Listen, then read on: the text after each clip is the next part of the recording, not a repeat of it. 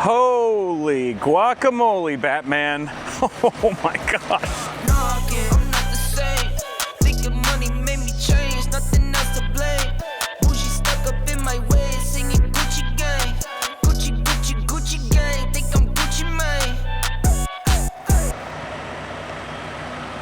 Look at all this wood. All this wood that was not here last time.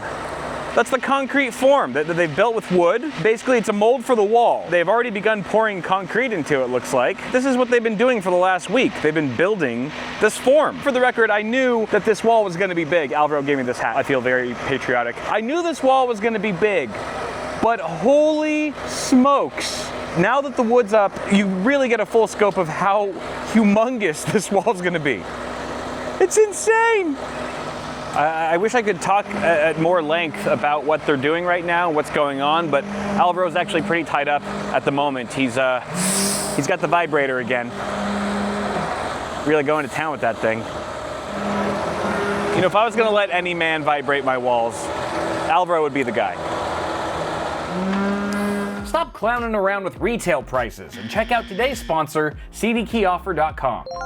Instead of paying $200 on Windows 11 Pro, take advantage of their anniversary sale and get it for just $34. Or even better, use my code BW20 at checkout and knock it down to just $26.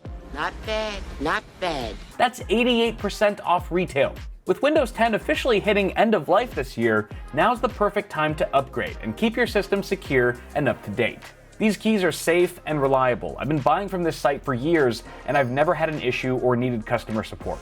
Checking out only takes a few seconds. Your key shows up instantly after purchase, and activating Windows has never been faster or cheaper. And yes, my code BW20 also works on all Office products, like Microsoft Office 2019 Pro, which you can pick up for just $53. Pretty much everything on the site is on sale right now, so hit the link in the description and don't miss out on these deals at CDKeyOffer.com.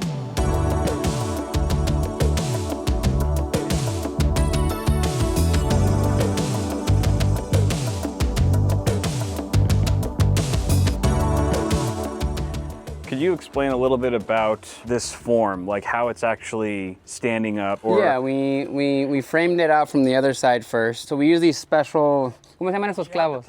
The ties, they're over here. These are ties. Your detail showed an 8-inch retaining wall. So it's 8 inches thick.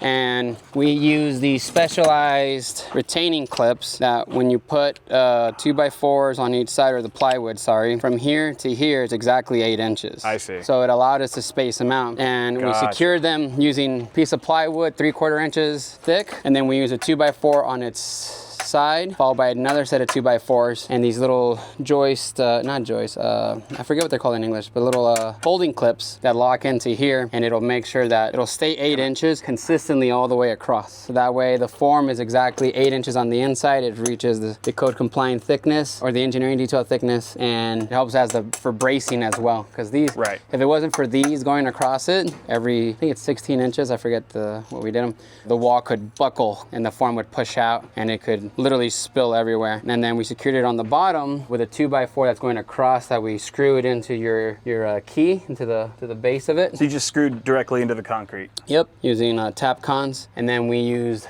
cross bracing, if you see these right here, into the mountain right here, to hold it nice and tight. We want the wall to be nice and straight and not buckle or bow or anything like that. Right. And it's the same on the other side. Come on over here. You can get a good view of the back side of the wall. Oh, here we go. So if you see this way, see how there's blocks for bracing? Oh, down there. Yeah, all the way down there. Oh, I see. All the the way back. down, yeah. Got like little planks of wood. Yeah, to give it some structural strength, so that way Right. it doesn't dig into the mountain. Yeah, so you see how on the back side of the wall, we went the length of the wall. Right. And then on the front, we went the vertical. That way we have both sides structurally strong. Damn, you guys had to really reinforce this thing. I mean, it makes sense. Well, you have to, yeah. It's holding, how many yards is this? Juan, how many yards of concrete is this? This was 16 yards. 16 yards, yeah. That sounds like a lot. It's quite a lot. Does this just get filled up with dirt? Yes, At this some is, point? remember, so you see that mountain of dirt over there? Oh, yeah. That's the backfill. So once we take off these forms, Gotcha. we're gonna start filling that, and then we have to add some gravel and a French drain per your details in your plans. Right. I'm honestly shocked. Like the wood carries it. You know what I mean? Like the wood. Well, because we built it strong and we braced it strong. Yeah. It's holding back tens of thousands of pounds of pressure. That's well, 3,000 psi at least per square inch. Yeah. So for every square inch, 1 by 1 inch, that concrete is rated for 3,000 pounds. You could sit 3,000 pounds on it and it'll hold it. Damn. Reinforced by the rebar.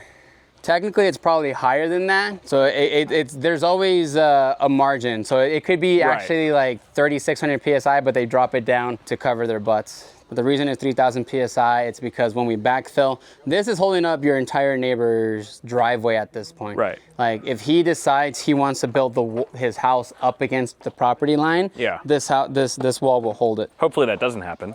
No, there's setback laws now from how close you can build to the property line. Right. You used to be able to build right up to the property line. Now there's like setback rules, mostly because to give firefighters the opportunity to walk around the perimeter of the house in case of a fire. We're a couple of days ahead of schedule because the inspections just happened so smoothly. Correct. The inspection just worked out, so it pushed us ahead a little bit. What the heck is that? Lunch truck. Oh, it's a lunch truck. ¿Quieren algo? No, gracias. No, gracias. So we were going over the plans the other day because we were ordering the wood and the rebar for the house build, and there was a little note that we both came across. Okay, note from who? That's on the details. So on your plans, framing wise, it says that we need to leave the house ready for solar panels. Okay. But then there's a Title 24 section that states you have to put solar panels. Are you serious? Yeah. I have to have 2.6 kilowatts worth of solar panel? Required. You agreed to it when you pulled the permits. So I could have rejected No, it was mandated. It was mandated. It's mandated. California. It's not like Title it was an 24. option. Yeah. Okay. I had zero plans for solar, but So I guess did now we. I have to do it. Yeah, but 2.6 kilowatts is pretty decent electricity. Like at that point, I think you and I should also account for planning your stove and even your washer and dryer being electric, because like we can save you some good money there. At least leave it ready. Like we'll put some 240 outlets right there. Yeah. Which with your panel, because I pulled the permits with I think 400 amps, you'll be set for a while. So it doesn't hurt to put them there. But if you're gonna get solar panels, dude, I would just go full electric on even the water appliances. heater. At Maybe that get a point, Tesla Powerwall. That'd be kind of sick. What? I snapped with my fucking thumb. Oh! What was that? Because I beat the shit out of my finger the other day, and I did the double fucking snap, and shit, bro. My nail's falling off. So yeah, so since it honestly, we're getting a Tesla Powerwall would be kind of worth it if you're already getting them. And honestly, dude. Oh my God. This was not part of the plan. California. But honestly, like, if in the long run, they will pay for themselves. Yeah, I will say, based on where we live, solar might not be a terrible idea. Remember, I'm insulating every wall, so the R value is gonna be crazy off the from the get-go. Sure. And then I want to do a dual zone system, so that way, if you're in the living room, in the kitchen, no one's in the bedrooms, there's no reason to have the air conditioner turned on there. Right. True. Same thing with the other way. Like at night, you don't need to cool your. If it's summer, you don't have to cool your living room and your kitchen and stuff like that. Right. So it'll be cool to just have it like that. So I want to do a dual zone system, and if we do a heat pump system, and you have solar panels and a power wall, all that stuff, it's worth it, dude. Especially like with the power wall with these brownouts. When the fires happen here at my house, all the way down on the other side of the valley, I didn't have electricity for 4 or 5 days. I lived off of that generator over there. Really? Yeah, I went through 25 gallons of gas a day when I didn't have power. Because that was one of the things I talked to you about. Like, it wouldn't be the bad idea to have a backup generator. But if you have those power walls, that'll be your backup. For sure. So we're gonna start the early stages of the actual house foundation next week. Yes. Is it safe to say that the foundation is sort of like the most time-intensive part of building a house? No. What would actually take the most time? It's always the finish work. The finish work. Yeah. The small details are what slow us down. That makes sense. The stuff you have to be meticulous with. People get anxious about like, why is this taking so long? No one ever says at the beginning, why is this taking so long? Right. In 2 months, Juan, we'll be putting up drywall and stucco, maybe. At least, we're gonna try. Yeah. We're gonna give it our best. I mean. That's the spirit. Whoa, no, sorry, no. No, in 2 months, framing and foundation will be done. Framing and foundation. Yeah, and I forgot all the rough plumbing and electrical. That's gonna slow us down, yeah. That's gonna slow us down. For sure. So you and I actually need to meet to make sure your sheet, we want anything in the ground like electrical. Yeah. We need to make sure that you're happy with that because Right. that's the kind of stuff I need to start looking at and laying out ahead of time. Because I'll run the conduit with the rebar or before the rebar, or no, after the rebar for all the foundation work. Before I pour the cement, has to be laid out exactly where it's gonna go. Because it's very costly and slow to add outlets later in the ground. Sure. Or any conduit. If it's like conduit, like if you're gonna hang speakers on the walls, then there's no reason to do that. We can run that through the attic, through walls and stuff like that. But if you need something specifically out of the ground where there's no walls within, a certain distance, then we gotta do that. But as far as our next steps of foundation and framing, that should maybe take a few months, couple months. Yeah, about 2 months. I have to find your sewer line and your gas line because we don't know where it is. So I have to spend time digging for it. That'll slow me down a little bit. But we already put the order in to have the equipment delivered on hopefully Monday. So we can start leveling and compacting the lot so we can start the foundation excavation. Right. Because I have specific details in the plans to show how deep the footings have to be on top of what the soils engineer wants me to do, which is a little extra compaction. We want to make sure that the house is settled in nicely. You ever seen a construction barbell? No. Bucket full of cement? Oh God. How heavy is that? Is this a 10-gallon bucket? 5 gallon. 5 gallon. Oh my God. What the hell? Do a curl. Dude, I can't curl that. I can't curl that either. That's like, what, 100 pounds? Probably. That might be 100 pounds. Dear God. Oh God. I think I just cracked it. That makes my... It just cracked. Oh my God. What? Dude, that could have been Se your quebró la foot. cubeta. That could have landed on your Yeah. foot. Dude, what?